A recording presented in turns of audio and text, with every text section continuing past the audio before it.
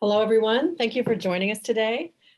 So you are with the Mobile Health Lunch and Learn, sponsored by the National Healthcare for the Homeless Council. I should say hosted by the National Healthcare for the Homeless Council. Our program today is sponsored by the Leon Lowenstein Foundation, and we have very grateful for the support of the Lowenstein Foundation and for their significant interest in and investment in mobile health. And so we've been featuring, last week was our first Lunch and Learn on mobile health. We're going to do one today. And for the next 2 Thursdays at the same time, we'll be doing a Lunch and Learn where we will feature a specific mobile health unit.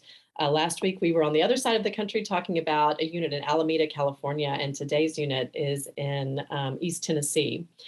If you're not familiar with the National Healthcare for the Homeless Council, we are a national training and technical assistance program, and we do all kinds of work, educational materials, toolkits, publications, webinars, policy and advocacy work, everything at the intersection of healthcare and homelessness. So you can visit our website, NHCHC.org.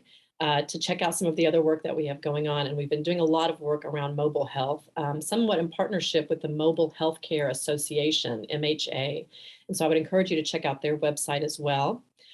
We just did 2 learning series, one on safety and security for mobile units that we did in September, one on billing for services in mobile units, which we did in October. So if you're looking for resources like that and lots of other resources, check out our website, or you can contact me directly, and I'm happy to share that with you too. We're going to be specifically looking at one mobile health unit today, but if at the end of this you'd like technical assistance or anything like that around mobile health, feel free to reach out to me, and I'll put my email address on the chat as well. We wanted this to be, we limited participation in this because we wanted it to be interactive. We really wanted people to be able to ask questions and talk with each other. So we intentionally are hoping for a smaller group that will be able to ask questions. So feel free, if you have a question, to put it in the chat. It would be wonderful for you to go ahead and put in the chat your name and where you're from, and just to kind of get an idea of other work going on around the country. You can raise your hand to ask a question, or you can put it in the chat and I'll throw it out there. But we would really encourage you to ask questions and to make the most of the use of time, especially of a smaller group. I had the enormous privilege of visiting St. Mary's Legacy Mobile Clinic several times in 2016 and 2017, I think mostly 2017, 2018. And I was just amazed by their work. I was amazed by the people that I met. I was helping people enroll people in Medicaid. And so I was in the waiting room. And so I got to talk to a lot of their volunteers and a lot of their patients. And it was very memorable to me when I started doing this mobile health work this year. When we got this grant this year, St. Mary's Legacy was one of the first that I thought of, even though they're not, we mostly work with federally funded programs, and St. Mary's Legacy is not, but I immediately thought of them and the people that I met there. Just amazing work. And so I'm really happy to be able to feature them today. I'm going to turn it over to Martin and to St. Mary's Legacy. We're really glad to have you all today. And again, feel free to introduce yourself in the chat and ask any questions as well. Martin? Cindy, thank you for the warm introduction. It's great to be here with everybody today. I am with Sister Mary Lisa Renfer. She is our medical director. And Sister, if you'd introduce yourself, that'd be great. Sure. And let me know if you can't hear me. I'm out in the field today. Okay, great. I'm Sister Mary Lisa Renfer.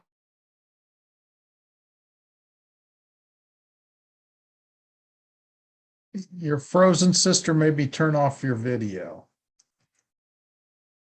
While we wait for Sister to come back, St. Mary's Legacy Clinic provides healthcare in rural East Tennessee to the uninsured. And as Cindy said, we're looking forward to this being a very interactive conversation. It looks like Sister's back with us. Go ahead and continue, Sister. Sorry about that. I'm not sure where I cut off, but I was just saying I'm a family medicine physician. So I have the gift of both being able to see patients for the clinic, as well as serve with Martin as the medical director of the clinic. So helping to grow our care. And we try to do more wraparound care for our patients, as well as keep the clinic going forward. So that's the gift of what I'm able to do with the clinic. And I'm Martin Vargas. I serve as the executive director at St. Mary's Legacy Clinic. I've been here about a year. It's been a great experience. And as I said, we get to help the rural uninsured in East Tennessee. The only requirement we have for care is that you be uninsured. So it's great when you get a phone call and the talking to somebody and they go, what are your requirements? And we ask, are you uninsured? And it gets kind of quiet. And they go, yes. And we go, great, we can help you because that's our only requirement. So that's a tremendous gift to be able to have. Today, we are going to kind of share a little bit about our history, our mission, our services. We'll share a short video on the St. Mary's Legacy Clinic patient experience. And then there were some questions that Cindy had posed to us, and we'll go through those. So why is mobile healthcare important to our region and our patients? It does say what challenge. We've got so many, I just turned it to plural, and we'll talk about some of those. How are we funded? And then talk a little bit about our staff. And what I'll start with is our tremendous volunteers. The picture you see on our screen is a new clinic we just started at our warehouse in Knoxville, Tennessee. It's designed to serve the immigrant community in East Tennessee, and it's located in Knoxville, Tennessee. So we get a little bit of a city vibe, but that's a picture from the first day. The church where we're located in, our offices are at, services the Vietnamese community in Knoxville. And so at that first clinic, we had Chinese spoken, Vietnamese. I believe there was someone who spoke Hindi and Spanish. And tremendous first day, but that's what it looks like. We've got Sister Mary Lisa in the photo, Sister Celeste in the photo on staff. Bethan, who was our clinical nurse manager, is in there.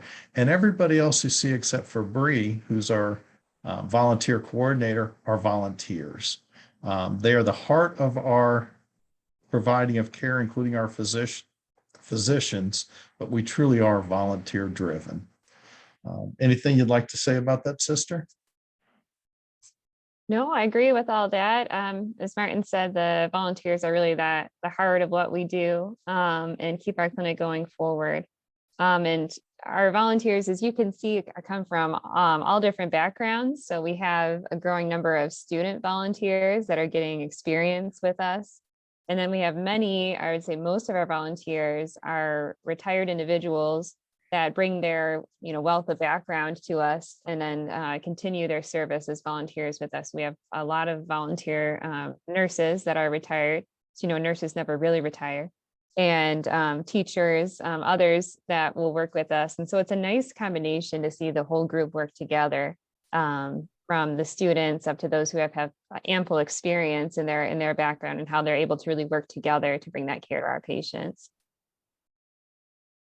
Excellent, Sister. We're going to go on and talk about our history. If you'd share a little bit a background of this photo and tell the audience about the roots of St. Mary's Legacy Clinic. Absolutely. So if anyone is familiar with the Knoxville area, this is a picture of St. Mary's Hospital. And anyone who is from here knows this hospital well. This is a hospital that was founded in the Depression era to serve the need of the area. There was really no hospital to serve the Knoxville area. So physicians asked multiple groups. And finally, the Sisters of Mercy agreed to sponsor this hospital. And it was a leap of faith because they agreed to this. And then the Depression hit right when they were about to begin building. And they decided to continue on with the project. So everything came together. They were able to start this hospital. And it was known for the individual care of each patient, for the kindness and compassion that they all received in their care, and for the excellent care that each person received. So many were born in this hospital that live still in Knoxville, and they still talk about the care they received. As the area grew and more hospitals came together, this hospital did eventually close. It was bought out by a for-profit hospital corporation. And as part of that sale, there was a certain amount of funds that were given to the Roman Catholic Diocese of Knoxville to really continue the mission of this hospital. And that was used to form what's called the St. Mary's Legacy Foundation. And the foundation gave the funds to buy the first St. Mary's Legacy mobile clinic. So that's how we began. So this history, I think, is important because it shows the legacy that we're trying to continue with what we do. A legacy of service to the area when there was a true need there. It's a legacy of care for each individual person. And this picture was from an address that the mayor gave at the St. Mary's site, and you can see Sisters of Mercy who are here, who I have the privilege of being among. And so just showing that we're continuing that legacy, that we're continuing to move that forward. Beautifully, the hospital building is now being used as an educational building for nursing students, dental students, and especially the dental student clinic is really serving the area and the need of the area well. So it's neat to see that continuing in that physical space as well. But with our mobile clinic, we're really trying to continue that mission of care to serve a true need in our area that began at St. Mary's. So St. Mary, thank you, sister. So St. Mary's Legacy Clinic's mission is to continue the legacy of the Sisters of Mercy by providing primary care to improve the lives of the medically underserved in the rural areas of East Tennessee through our clinics, volunteers, and partnerships. To kind of unpack that, we provide primary holistic care where people live in the rural areas. We go to 8 sites throughout East Tennessee, as far north as Scott County, south to Athens and Decatur. For those of you that may not know the geography well, that's about an hour to an hour and a half outside of the Knoxville region. So that's kind of our coverage area. And most importantly, as we said earlier, is we do this through volunteers. We have a staff of 5, soon to be 7, and we have 70 plus volunteers that make that care happen. Everything from cleaning the warehouse to staffing nurses, doctors, to provide all that. And then we have partnerships that provide advanced care. We've got a patient that's getting a knee replacement through one of those partnerships. So that's some of the exciting things that happen there. What I'd like to do now is give you the opportunity to hear from Teresa. She is one of our patients, and she tells the story better than I ever could. So we will begin this. I'm type 2 diabetic, so it was pretty important that I get the medical care quickly. And when I came here, they had the metformin, what I was taking on board, and got me situated that day. I mean, and even helped me do the long forms to get Trulicity, which is very expensive. There's no way, even with 2 paychecks, I can afford that. I mean, I'd never even heard of St. Mary's until this lady at Coordinated Charities told me. So I'm so thankful every day that I knew about it, because you come here and they don't treat you like you're just somebody off the street. They treat you like you're a person and you count. I was a healthcare professional, so I've been there. I know what it's about. And I lost my job, and I had some other things with the diabetes that took a toll on me. So I had all that fighting against me, and I had to get medicine to get to feeling better, to feel like working again. It's about a 15-minute drive here, and when you come, it does take you close to an hour or so, but that's getting everything done, getting checked in, getting registered, and then just going through the whole check-in process. And then you go on board and see the doctors on board. They do pretty much anything you need done. They do all the lab work on board, and if you need other testing, they'll send you for the other testing. It's worth every minute of it. I just think it's a wonderful, wonderful program, St. Mary's. And I mean, I wouldn't want to be anywhere else right now. If I had an opportunity, I could go different clinics, but I like it. I'm just more comfortable here, and they know my history now, and I just feel safe here when I come.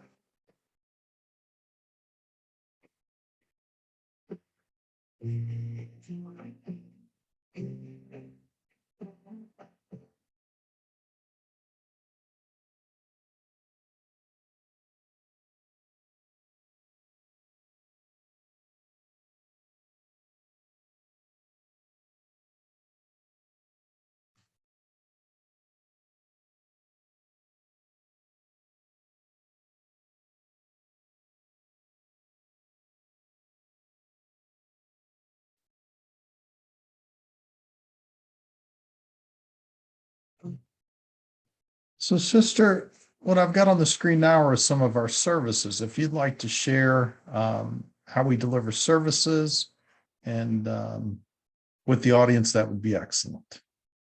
Sure, absolutely. So kind of starting on the left, the main part of what we do is we're basically a primary care clinic on wheels. So we don't just do pop-up clinics, we schedule our patients and we see them for follow-ups. And we really do try to provide care of the whole person, or holistic care. And that connection to advanced care is kind of as you go move over to the right. One thing I will mention is that we also do telehealth visits that grew during the pandemic time for us, but has served to be a very helpful tool for us, because most of our sites we go to once a month. One of them we go to twice a month. And so telehealth has been helpful for patients, to call in, to be able to visit with a provider when they're having more of an acute issue, as well as some of our more complex patients, to be able to check in, not only how they're doing with their new dose of insulin, but, if they were able to get connected with the resources that we've connected them to for housing, for food, et cetera. So it's been helpful for us to have a little more telehealth as well. For the physical, like what we actually do on the clinic, where it says prescriptions and lab work. So again, we really do full primary care. We have EKG and spirometry on board. Those of you who are familiar with those procedures, we're able to do basic, skin biopsies, joint injections, things like that. So basic kind of medical care with a provider. We also do have a limited pharmacy. Some medications we receive as donations, some we purchase to give out to our patients for free. Or we receive through other organizations like AmeriCares. So we give all those out as they're available. We do laboratory work, and our clinic pays for that for our patients. We do have some point of care tests as well. So those are services that are available immediately. The patient needs more advanced care. So for instance, if they need something like a CAT scan, MRI, if they need to see a specialist, we work extensively with Knoxville area Project Access. Some of you might be familiar with Project Access groups. So CAPA, our Knoxville area Project Access, has been immensely helpful to us. They have a whole group of specialists that have agreed to see patients without insurance for free. So we can send the referral for the specialist, for the advanced imaging to them, and they have their own intake process. But as long as the patient qualifies, we're able to obtain those tests or that referral through CAFA. So that's been a great partnership for us. One of the, I would say, newer things, or things that we've been really building on, is other partnerships to kind of wrap around more care for our patients. Longstanding one is with the Lions Clubs for vision checks. They do mostly free vision checks and also get glasses for patients for free. The health departments will come to our sites for vaccinations. That we started that especially during the COVID vaccine time, but they're doing flu vaccines with us now as well. We have worked with local hospitals. So CHI Memorial is south of us in Chattanooga, and then UT is in Knoxville, and they both have mobile screening clinics. CHI Memorial has a lung cancer screening mobile unit, as well as a mobile mammogram. UT also has a mobile mammogram. So kind of building on the idea of having a little mobile clinic village, like a food truck village, Martin would say. But it's, bringing them to our sites when we're there so that our patients can also get those services done that are needed, because they have their own grants to be able to get those screenings done. So we're trying to really build on bringing our partners to our sites when we're there. As you know, fuel is really expensive. So the more we can get done while the patients are right there with us, the better. We have some more educational partnerships. So Tennessee Wesleyan University, they have a student dental hygiene program. They actually have a mobile unit. They've had some mechanical issues, but are hoping to come out with us soon with their dental hygiene students. Lee University has some nurse practitioner students working with us, and then UT has nursing students come do service learning opportunities with us. And we're continuing to build on that. But again, partnerships are really important to us. We know that each individual group can't do everything, but the more that we can build on these existing programs and what's out there, the more that we can provide wraparound care for our patients and connect them to what's needed. So it's been great to continue to grow those. And this may be a great time, if you have questions about the services, our mission, and what we've done so far, to ask those questions, and we can kind of take a question pause here and before we go on. I have a question just based on, the technical assistance requests that we get. Do you have a specific member of your staff who, these are a lot of partnerships, and I would imagine that there's paperwork and, MOUs and all kinds of things that have to happen there. Do you have specific, and you have a really small staff. So does your board work on these partnerships, or your staff, or who on your team really makes these partnerships happen? Or do you find that people reach out to you? And then my second question would be about community partners, as far as where you actually park the unit, especially if you're parking multiple units. We have a lot of mobile health providers who really struggle to even find some place in the community where they can park, maybe because of wastewater and stuff like that, but mostly because people don't want them there. They don't want the extra traffic. They don't want to attract people who are in poverty.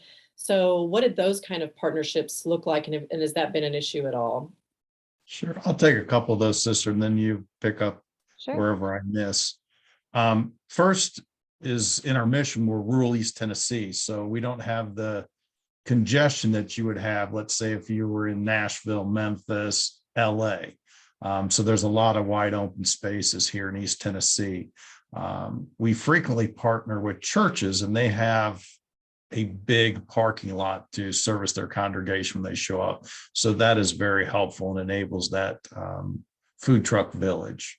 Some partnerships, they come to us. Sometimes we go to them. One of our first in Decatur, I love the story. It's a Methodist church in Decatur where Sister happens to be at today. And the first time I went on site, one of the original volunteers from that church comes up and tells me this story. And she goes, Martin, we went to Las Vegas and we found out about mobile health care. And we were so excited and wanted to do it. Such a need in the community. We came back with the zeal and we looked up, and it cost over $500,000, doggone near $1 million to get started. And she says they were deflated. And a week later, our founder, Sister Mariana Kuntz, calls them and says, hey, I've got a mobile clinic and I'd love to come partner with you. Would you be interested? And they say, oh my God, interested. Those people take such good care of us, such great volunteers. They open up their church to us. CHI Memorial will come to that location with us. And so it's just a tremendous culmination. Sometimes we reach out to partners, and then sometimes they come to us. Lee University was a partnership from one of our volunteers in the Decatur-Athens region, which is in southern East Tennessee. And a volunteer said, hey, I think you should do that. She knew the professor at the school, and bam, rest is history. So that was a tremendous opportunity. Sister, would you like to continue from there? Sure. So just maybe two more things with that. One is to your point of the work of working with partners, we actually just built a new position for our office of our community outreach coordinator because of that. So our original staff, and we've been as small as a staff of 2, but now we're going up to 7. And the 2 new positions that we have hired so far are a volunteer coordinator and a community outreach coordinator. And part of her job is continuing that communication with partners. So as Martin mentioned, we get partners a lot of different ways. A lot of times we can see a need and then say, maybe this is possible. So at CHI Memorial was like that, said, hey, I know they have these mobile units. So we already were doing the lung cancer screening with them. And then Rebecca, who joined us as our community outreach coordinator, was able to coordinate now their mobile mammogram as well as UT's mobile mammogram working with us. So the partners come to us a lot of ways, but we're very grateful to have this position now of someone really set as their communication point, which I think will really help us to be well ordered with it in the future and to continue to be able to grow that for us. I think we were at a point where we wouldn't have been able to grow without adding that position. The other thing I would say is in our site selection process, that is something that we look at is the physical space. Obviously, when we're looking at going to a new site, you have to be able to get there with our mobile unit, which, is rather large, and then be able to park and have patients come safely. As Martin mentioned, we are in a more rural area. So where we are today, we could have 3 units here. Some of our sites, that's not the case. So we'd have to look at where we can have more than 1 unit, or if we need to work with another, partner close by to have the other unit parked somewhere near to us. So those are things that we all take into consideration. I would say most of our sites, we could have 2 units there at the same time. But that is part of being more in the rural area, I would say. Yeah. Does that answer your question, or is there? Okay, great. Are there any other questions before we continue on? All right. So one of the questions that was asked is, what is the need? And regrettably, Tennessee is leading the nation, #2, for rural hospital closures. The area that we operate in, if you can see the cursor, is this East Tennessee area. So everything to the right of the state. It is rural, it is mountainous. It's truly the Appalachian country. We are located here in Knox County and drive about an hour and a half outside of that radius up to there. As you can see from the chart, there were 15 permanent hospital closures since 2010. So the need is tremendous in the community. I was just sharing with Cindy earlier today with the changes in the economy. We are signing up a new patient every day. It's not because of outreach, not because out of marketing, just sheer need. We grew 12% quarter over quarter in patient visits from the most recent 2 quarters, and that'll make us almost double our patient count in a year if that trend continues. So that's the need. You heard from Teresa what the patient experience is like, what she goes through, and how we can help. So that kind of tells you a little bit about that and the need. Do you want to say anything else about that, sister? No, I think that sums it up well, Martin. Okay. So challenges providing mobile healthcare services. You can see the flat tire peeled off on the interstate. That's parked just right off I-40 in a safe spot where they changed the tire. Driver gives me a call. Our mobile unit's 40 foot long, built like a tank, has an exam room fore, an exam room aft. In the center area, we have a restroom. To the back end of that is our pharmacy. Next to that is our lab. We offer full lab services, draw blood. Across from that is patient education. And then in between the 2 slide outs here is the door to get on. Power is a challenge. If you see the black cable running through, this particular site in Crab Orchard was kind enough to provide us with shore power and a hookup where we can plug our mobile clinic in. If you look in the ditch there, you will see chickens. And so when you're in rural East Tennessee, every neighbor to this particular site has a small flock of chickens, and they are free range. So the eggs they sell to make a living, free range, healthy, organic. After watching them dig in the ditch, I don't know what I'd like to eat out of that, but God love them. So we have chickens. We have a rural environment. You can see in the bottom picture how we've run the mobile clinic into things over time. So that's always a challenge, like Sister said, getting it there all in one piece. Assembling a team of volunteers. We are just blessed with some of the best volunteers. They step forward, they serve for many years at a time, and we were just grateful for them. They are truly the hands that do the work of our ministry and mission. We are blessed with the Religious Sisters of Mercy. Sister Mary Lisa is part of the Sisters of Alma and is a doctor and works for us for a religious stipend. We couldn't do it budgetary wise without the Sisters of Mercy support. We also have a new nurse practitioner, Sister Celeste Mary, who's a tremendous addition to the team and allows us to provide care. We have a half a dozen or so volunteer physicians that provide care, and then a whole team beyond that. There are many challenges, everything from funding to address when it comes to providing care in the rural area. We have a total revenue for fiscal year 2022 ending of a little bit over 300,000. 32% comes from individual donors. The other 59% come from grants. One of those grants is a very generous gentleman who and his family fund my salary. So enables me to do the work that I do for the clinic. Ever grateful for his gift. Other grants that you'll see there are some state grants, some safety net funding to help the rural uninsured, and then a couple other grants. But we are largely funded between those two sources that make up our budget. Schedule's another challenge. So how do you go to market? You know, how do you decide where to meet patients? We have a rotating schedule. You see that it's fixed. So that provides us to provide that continuity of care. They know on the first Thursday of each month, they'll be where Sister's at today in Decatur. The second and fourth Tuesdays of each month, we're in Crab Orchard. Only thing that stops us is inclement weather. So that's another challenge. If it is the school closure in Knoxville or the county that we're going to, we're closed. It's very hilly here in East Tennessee, and four-wheel drive is not four-wheel stop.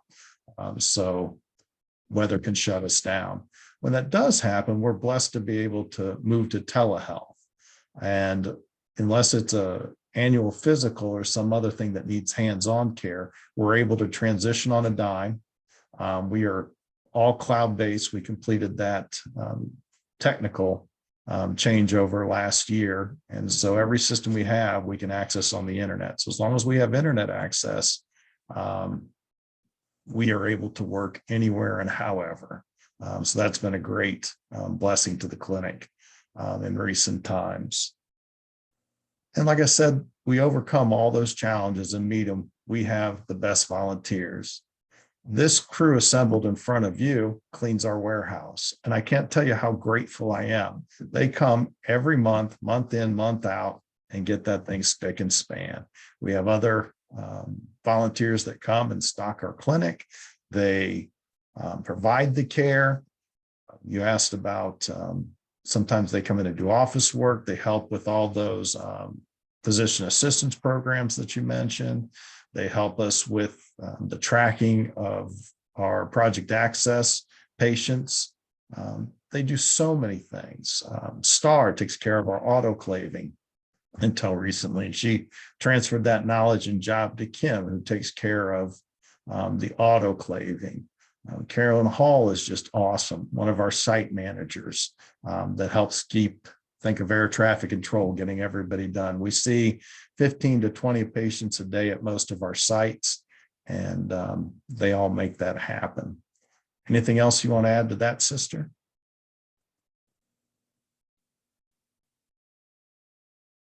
No, not to that particularly. I'm trying to think of what else to discuss with that. I think, to reiterate what Martin said, it's we're grateful. There's a lot of background work that happens, so on average, because we go to 8 sites, one of them we go to twice a month, others we go to once a month. We go out 2 to 3 times a week. So the days that we're back in the clinic, we're doing all the background work. Because our patients are uninsured, for prescription assistance programs, for, state prescription coverage programs, for connecting them to appropriate resources, medical records requests, et cetera. So our volunteers do a lot of that work with us, making sure that we're keeping our compliances with our lab, with our OSHA compliance, with all these other things that you have to keep up with as a clinic. So there's a lot of background work, but we really have been blessed with a great staff, as well as a wonderful group of volunteers to help us to continue that moving forward. One thing I'll say, and everywhere we go is different. When we were talking about, I was thinking more about some different challenges that we face. I think this is one of our fun challenges, that every site that we go to is a different demographic. So you really get to know the area, you to know different challenges. When I had a new patient I met today who is kind of our classic story, where she worked a job her whole life that was more of a manual labor type job, now has some chronic injury from that, is unable to work, and her goal is just to get back to work as a painter, but she has some pretty debilitating injuries from that she just can't work at the moment. So they're a really incredible, resilient group of people that we get to see. There's a couple of reasons why there's, I think, a large amount of uninsured in Tennessee as well. Tennessee is one of the few states that did not decide to do Medicaid expansion. So we have a larger group of uninsured patients than some of the other states. We also, like a lot of different places, we have a significant amount of undocumented patients at a few of our areas that we go to. So there is certainly a need there as well. Both one is a rural area where there's a lot of farming, so there's a lot of migrant workers there. One of our other sites we go to is close to the Smoky Mountain National Park. So there's an extensive amount of tourist industry in that area. And again, there's a lot of migrant workers that work in those jobs. So very different kind of jobs, but similar group of individuals that work very hard each day and are just looking to be well. So that's one of, I think, the unique challenges as well as joys with what we do, is that you really get to know people and their stories, and they're different everywhere that you go. One of the stories, Sister, I'd love you to share, as this group works largely with the homeless, is if you could share the story about the patient who was an engineer.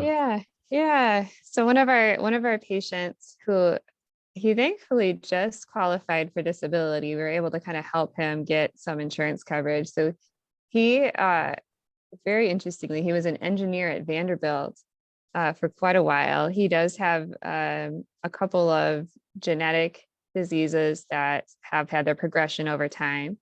He had to leave his position to take care of his parents, who were very sick and had really lost all of his funding from that and ended up homeless. So that's how he came to us. He's a type 1 diabetic. He was not on any medication when he came to us. So that had been out of control, at a very deep foot wound down to the bone. So that really prevented him from doing any kind of work that he would have been able to do before. Was living in an abandoned building. So, his life had made this huge turn. And then just, suffering the effects of all of that time without having any running water, without having any resources, really trying to survive on food stamps, which he initially didn't even have that. We were able to kind of help him get connected with a few things. So he's able to get food stamps first. And then, he was really trying to get back to work, but, without having running water and having lived months homeless, it's very hard to interview. So, when saying that care of each individual patient, one day he came in and he's like, I have an interview tomorrow. And so I said, well, do you have a clean set of clothes? Do you have anything you can bring to that interview? And he didn't. So he's a patient that we saw in Crab Orchard, Tennessee. He lives in Knoxville, which is west of us. It's on the way to Nashville. And one of our partners there is the Catholic Church. And so I called the priest there and said, hey, can you help with this? And I knew they had a food pantry and they had some clothes connections. So he was able to connect this gentleman with a community group, the Knights of Columbus, and they paid for him to get a shower at the pilot station, which I thought was brilliant. They took him to the local truck stop and got him a shower. They got him a voucher to get a clean set of clothes, got him a haircut. So got him all ready for that interview. He didn't end up getting that job, but he was a changed person the next time I saw him because of the care that he had received from that group of people. So, that is the heart of what we want to do for our patients, because he had like a new pep in his step from that day on. And that's how he eventually ended up getting disability. I think he just realized he needed to do better for himself. So he said, I have these issues. I can't work right now. I've got to do something. I need to get myself out of this situation. So he really stepped forward and was able to do some things. He continued to do some interviews, but it became clear that with his injuries and things, he wasn't able to do the work that he wanted to do. But again, what he received was that great respect of who he was, an acknowledgement of his dignity and respect of that. And it really helps him to be able to move forward. And that's why we call her caregiver. Thank you, sister. Yeah. She did that. She calls from the field and says, hey, can we get something done? And she just makes it happen. So kudos to you, sister. Kudos to you. The team here is Sister Mary Lisa, Sister Celeste. We've just hired a clinical nurse manager starting at the end of the month. Myself as executive director. Bree is our volunteer coordinator and just awesome sauce. She was our executive assistant. And as we brought that role on, she said, I'd like to do that. And she is just really knocking it out of the park. Rebecca's been with us for a little bit over a month. And same story, just really making a difference in the lives. We were able to provide flu and COVID vaccines at the bulk of our sites because of her efforts. And that's 30 days on the job. And then we just hired a replacement for Bree, and she'll start the 18th. So I'm very excited to have a great team. And these are the few that get the work done through the help of the many that are our volunteers. The next slide after this is questions. So I'm just going to pause for a minute so you can see what a graduate patient, how they thanked us.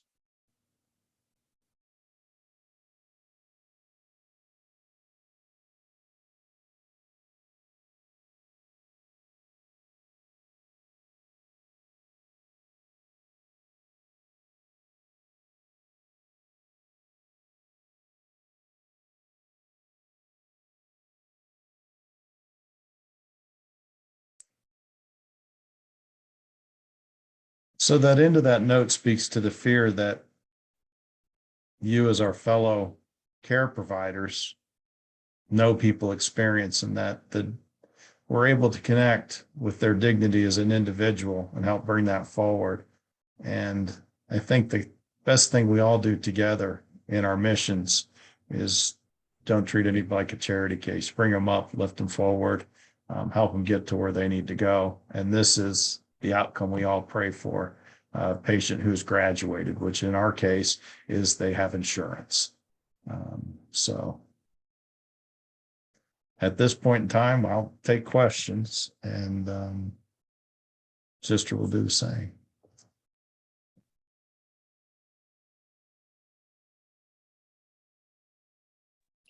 Can you talk a little bit? That's awesome. I think the patient stories there really communicate a lot too, and a lot that you do that goes beyond the plan, the strategy, that you don't know when you go in, what you're going to be doing and what you're not, but that ability to be flexible. Can you talk a little bit? We work with a lot of mobile units that want to engage volunteers, but aren't able to get that going. And so some common barriers are, what are we going to do with insurance and with liability issues? What training do we require? Of course, some of those, they have brick and mortar buildings as well, so they have to balance that aspect of it. But a lot of concerns around, how can we, what are we going to do around liability, and what do we require them to do? What training do we require them to do? Issues around that, but then also issues around volunteers who sign up but then don't show up, or there's no way to hold them accountable because they're volunteers. And then also questions around volunteer recruitment. Where do you find these people, and then that they actually show up and consistently do. So if you could speak to some of those issues, as well as you have a really specific mission as a faith-based organization too, and volunteers aligning with that. So how does that whole process work? What challenges have you, obviously you're doing that well because you have so many volunteers working. So kind of what's your secret behind making all that work? Sure. First, in Tennessee, we have a Good Samaritan law. So if you volunteer and you're helping, you will not be held liable. So the state of Tennessee provides us a great shield that encourages volunteers to come forward. We provide care. I know it says the Healing Ministry of Jesus Christ on the side of the bus in front of you, but we provide care in a very secular fashion. We don't proselytize on the road. The only way you'd know we were Christians, other than the writing on the bus and the cross, is through our actions. So there's not an active conversion process the way we provide care in the field. And we may be the first Catholic some people in East Tennessee have ever seen. So that's a different factor. I was blessed by the efforts of Sister Mariana Kuntz, who got it all started. Judy Schmidt was our first volunteer back in 2013, 2014. Many of our volunteers that were at the first session are still with us. So it's built over time. and I'll have Sister comment on some of this, but some of the things I think that makes our volunteerism works is we believe in it. I think that's the first thing. So you don't question, will having volunteers work? You don't think through all the accountability issues that you could have at things like that. Just believe that they can get the job done, that there are people out there that are looking to make a difference in the world, particularly the young people today. That is calling back full circle. The millennial generation, the current generation, they want to give back. And that's what we see in the work ethos of the nursing students and the other students that we have come on board with us, is they want to serve beyond what the requirement is in their program. So that is just exciting. For our older volunteers, they're retirees. They want to give back to the community, grateful for all the training they had, and still want to be active. So that's a draw. If you're looking for a strategy to tuck in your pocket and a methodology to follow, I would encourage you to research volunteer life cycle management. So that's volunteer life cycle management. What that is a series of processes and steps to recruit, retain, train, and grow your volunteer pool from the point where they come into your organization to when it's time for them to have a graceful exit. We had a tremendous volunteer today who's been with us for a good number of years reach that sunset plateau. She is very excited. She said her daughter's ready to pop and ready to move on to grandma duty, and wants to pursue that with full-time zeal and a couple other interests. So you need to keep recruiting volunteers, train them, tell them you like them, giving them meaningful work to do is another thing. And from the stories that Sister told you and Teresa, they have that opportunity to contribute in a meaningful fashion to help make a difference, move the needle here in East Tennessee, where it's clearly obvious that there is such a need. And I would say that's our secret sauce, but Sister's been here longer than I have and can really tell you how that core group stuck with us throughout the pandemic, which was a challenge for everybody in our industry. So yeah, a couple of things. First, to speak into what Brian was saying about the idea of a Samaritan law. So there's actually, Tennessee is unique. It's called the Tennessee Volunteer Cares Act. There's a law in place for medical professionals, including medical providers. As long as they receive no reimbursement for their cares, they're covered liability-wise through the state of Tennessee. So it's not just like a Good Samaritan Act, it's actually the liability coverage from the state. So we are really blessed that way. So as long as they're not getting paid for the services they provide, they are covered by that law. So that's been a huge relief, especially to a medical provider coming in as a volunteer. So that covers especially our doctors and nurses as they do what they do. Tennessee also has a volunteer medical license that you can get, which is great for a retired physician because it's free. So you can actually keep up your medical license, again, as long as you're not being paid for what you're doing as a medical provider. You can get a volunteer medical license. And for those of you who are familiar with medical licenses, they are not free in any other state or any other way you get them. So that's actually been very helpful for if a retired physician wants to come back. Tennessee as a state really promotes volunteering. We're the volunteer state. So it's a neat thing that we have in our legislation.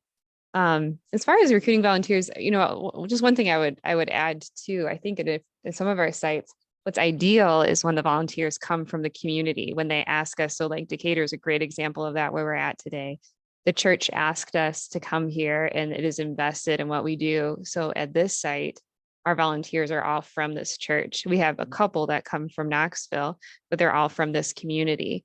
So they are very much invested in what we're doing here. So the more you can do that, I think the better when you're going out to remote sites, because it also continues on what you're doing. Rutledge is another one where we have great community involvement with a group of missionaries who is at the church there, because they hear from our patients when we're gone, and they'll call us and say, so-and-so, I know she's out of her medicine. There's I know she's not gonna be able to make it to her appointment.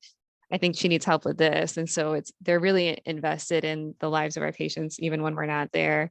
So that's kind of an ideal outreach. If you can recruit from that community, that's even better. I think we have an accountability with our volunteers. I would say they hold each other accountable in a very real way.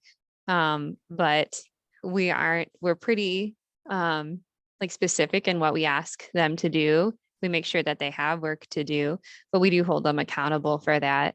So we've had a case where a volunteer, you know, isn't doing well in a certain position or seems to be struggling or it seems to not be working well for them. And then we just have a conversation with them. And usually what's happened is they just moved to a different position or some other form of volunteering.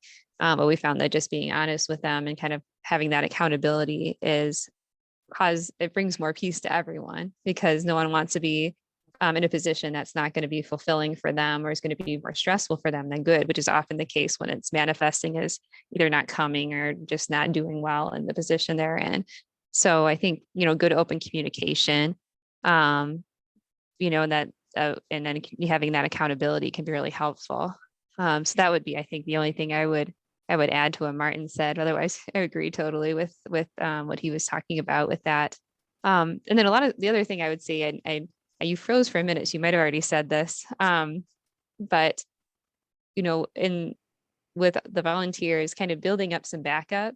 So when you are training someone, you want to have a position where you only have one person trained to do that, because then they feel stretched when they want to go on vacation, and that volunteer needs to be able to do that. So the more you have some like cross training, the better. So we're really trying to build on that. I think that's a continued challenge.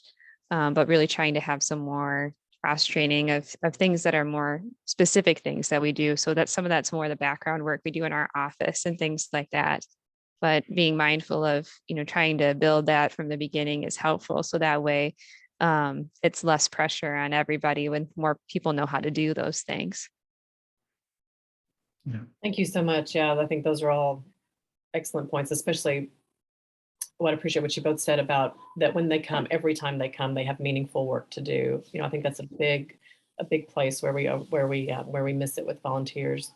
We have a question in the chat. As you've grown and established new sites for your mobile unit, how have you found clients to connect with in those communities? And I would add to that the complications in a rural area. Our office is in Nashville, and so I've done a lot of work in East Tennessee, and there are places in rural East Tennessee where visitors are not welcome, where especially charities, where you're just not welcome, or specific denominations may not be welcome in a faith-based way, and so I would add to that, how do you find clients in these areas? How do you find patients? But then especially given that sometimes rural areas, that's even harder to do.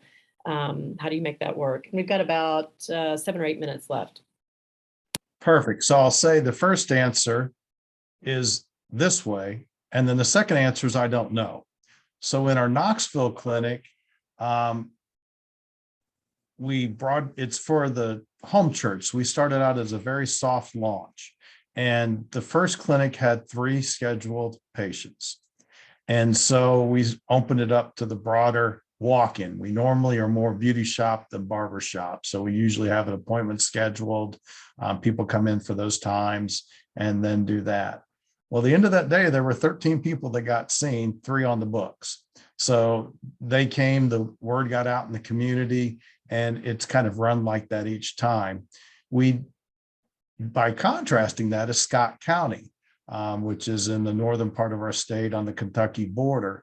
And we went up there for an open house, had a great ribbon cutting. All the partners came out. We had 30 people there.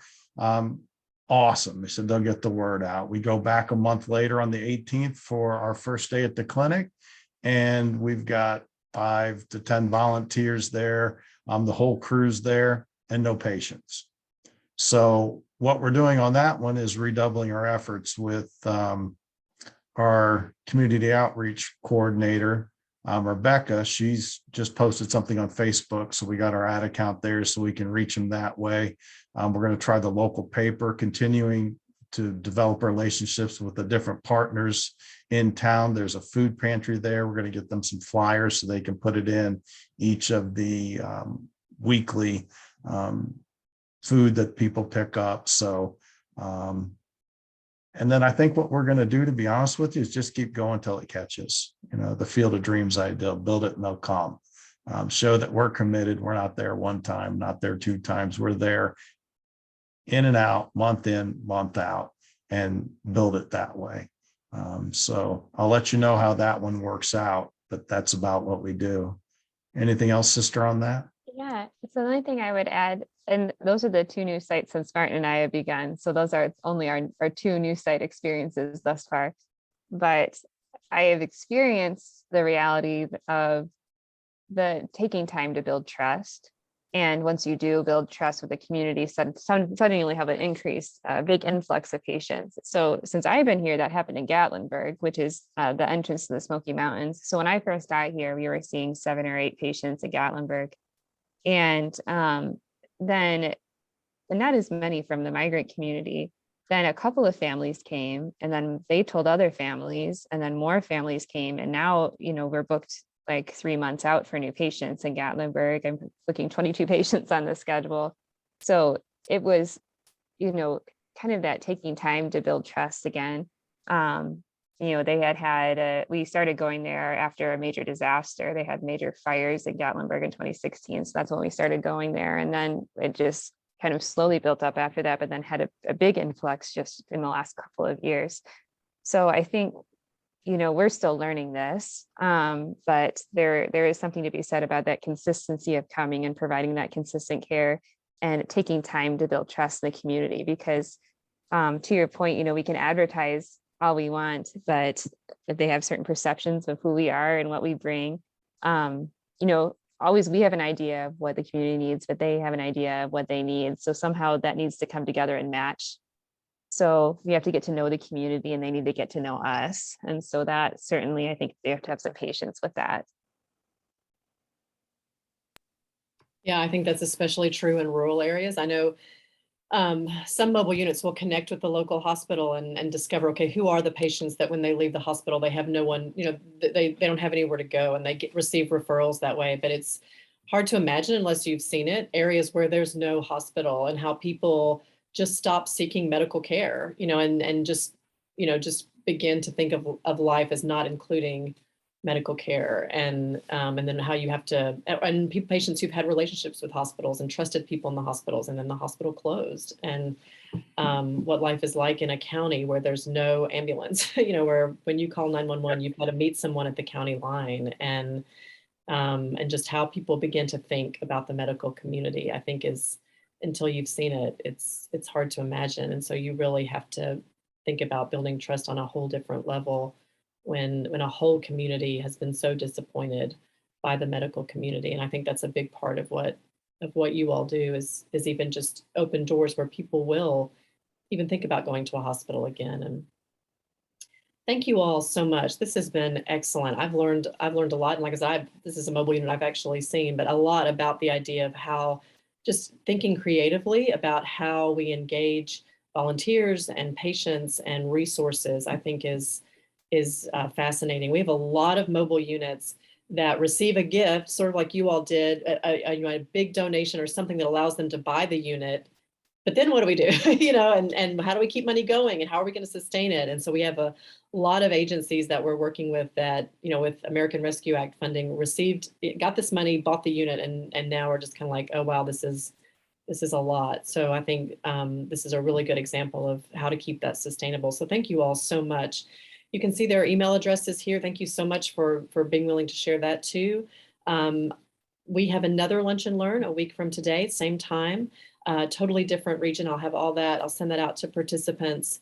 But feel free to reach out for more information, for questions. Feel free to visit our website and theirs as well to learn more. And everyone have a good afternoon. Thank you so much. Thanks for having us. Take care.